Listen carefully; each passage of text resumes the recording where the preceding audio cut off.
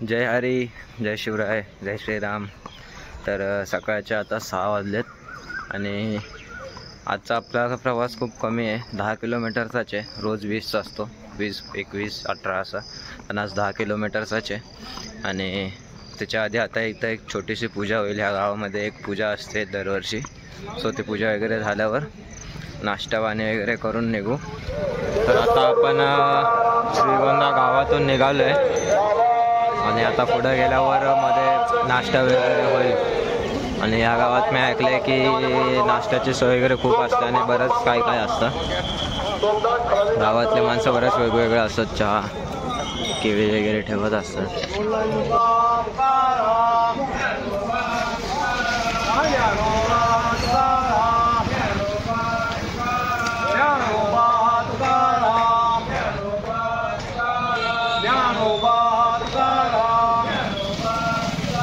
तर आम्ही या गल्लीत आलो आणि तुम्ही तो बघू शकता, जागजागी चहा नाश्त्याची सोय वगैरे आहे। बघा इथे स्टॉल्स बघा, 1 2 3 4 5।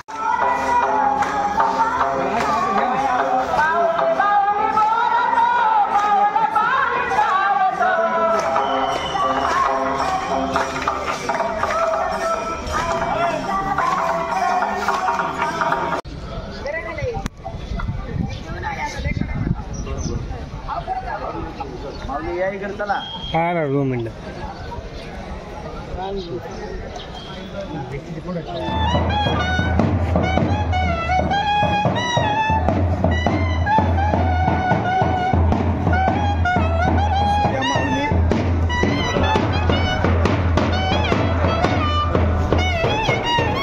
आज रिंगण नाही झाला आपला नाश्ता वगैरे झाला आहे। नाश्त्याला बऱ्याच गोष्टी होत्या, जवळजवळ पोहे होता, उपमा होते, केळी होते, चहा होता आणि लाडू वगैरे होते। बरंच काय काय होतं इथे नाश्त्याला, तुम्हाला सांगितलं नाही कारण या गावात नाश्त्याची सोय खूप भारी भारी असते। आता इथून पुढे थोडासा प्रॉब्लेम होणार आहे, कारण जे आतापर्यंत मध्ये मध्ये रस्त्यावर आपल्याला चहा वगैरे भेटायचं ते आता कमी होईल। भेटला तर भेटेल किंवा नाहीच, डायरेक्ट मग जेवण दुपारचं आणि त्यानंतर डायरेक्ट रात्रीचं जेवण। तर आधीमध्ये नाश्ता वगैरेचं थोडंसं शक्यता कमी आहे, तर बघू आता कसं काय काय। तो आत्ताचा जो टोटल डिस्टन्स बाकी आहे तो 8च किलोमीटर आहे, जास्त नाही आहे। 2 किलोमीटर आपण कवर केलं आणि टोटल 10 किलोमीटरचंच डिस्टन्स होतं, मी सांगितलं जसं तुम्हाला। आणि आता खूप कॉमन वाटतं आहे फक्त 8 किलोमीटर गेले बोलायला, कारण रोज जवळजवळ 20-25 किलोमीटर आम्ही चालतच होतो। सो 8-10 किलोमीटर नथिंग आहे आता। तर आता आपण साळवन देवी मंदिराच्या इथं पोचलो आहे।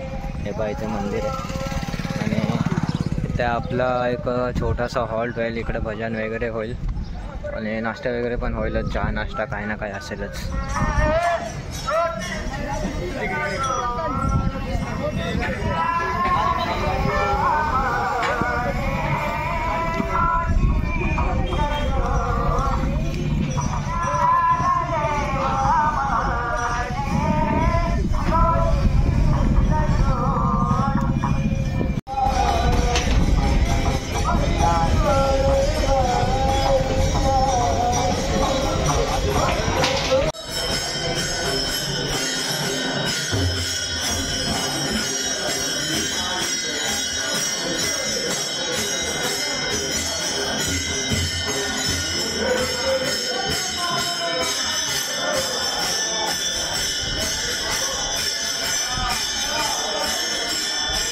बघा आम्ही जेव्हा पण पुढे थांबतो ना, तेव्हा जिकडे जागा भेटेल तिकडे लोक रेस्ट करायला बघतात पहिले। तसं हे बघा इथे झाडाखाली तुम्ही बघू शकता, काही जण त्या साईडला पण आहे। जशी सावली भेटेल तशी इथं माझ्या पाठीमागं पण आहे, हे बघा दोन्ही साईडला इथे पण बाबा बसलेत। तर जशी जागा भेटेल तशी लोक पहिला आराम करायला बघतात, कारण रोजच लवकर उठावं लागतं। आणि आज हवा पण जरा चांगली सुरू, ऊन तर आहे खूप कडक ऊन आहे, पण हवा पण आहे। मी पण थोडा वेळ जरा रेस्ट करतो, मग जेवण वगैरे करून आम्ही निघूया पुढच्या रस्त्याला। तसं पण आज काय जास्त अंतर नाही राहिलं, इथून आता 7च किलोमीटर आहे, सो जवळ आहे। 1 तास 1-1.5 तास पण नाही, 1-1.5 तासात पोचू आम्ही आज शक्यतो। एक गोष्ट अजून बघा एवढ्या कडक उन्हात जेवण करावं लागतं। मी बोलत होतो ना ॲडजस्टमेंट करावी लागते, ती ही आहे। एकदम कडक ऊन आहे आणि एवढ्या उन्हातच जेवायला बसलेत सगळे. मी पण बसणार आहे. सो असे सगळे ॲडजस्टमेंट करावे लागतात. आता 2:30 वाजले आणि आजचा ब्रेक खूप मोठा झाला, जवळजवळ 3 तासाचा झाला. कारण डिस्टन्स कमी आहे म्हणून सगळ्यांना थोडा आराम करायला टाईम दिला. तर आता निघूया आणि इथून आता नॉनस्टॉप डायरेक्ट जिथं आपला आजचा मुक्काम आहे त्या गावातच पोचणार. आता आधीमध्ये कुठे थांबणार वगैरे नाही. तर आता डायरेक्ट मी त्या गावात जाऊनच शूटिंग करेन काय असेल ते. आणि बघूया आज काय प्रोग्राम होत आहेत का नाही. ॲक्च्युली कालचा रिंगणचा एक प्रोग्राम होता पण तो कॅन्सल झाला. मग आज काय प्रोग्राम आहे त्या गावामध्ये बघूया आपण, आता जाऊन कळेलच.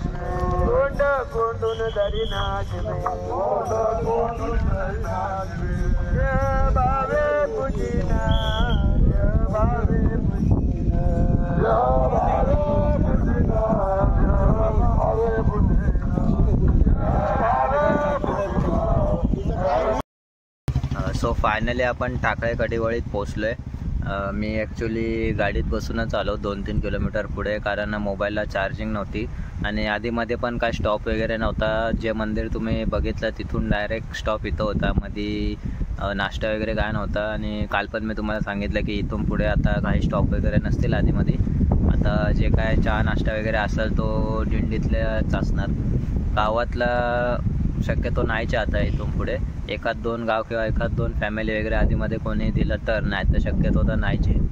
आणि आज तसं पण काही काम नाही. आता सगळे येतीलच एक अर्धा तासात. मग आज रेस्टच करतील कारण कीर्तन भजन वगैरे सगळं संध्याकाळी होणार. मग जेवण वगैरे रात्री डायरेक्ट. सो तोपर्यंत तर सगळे रेस्टच करतील. तर बघू आता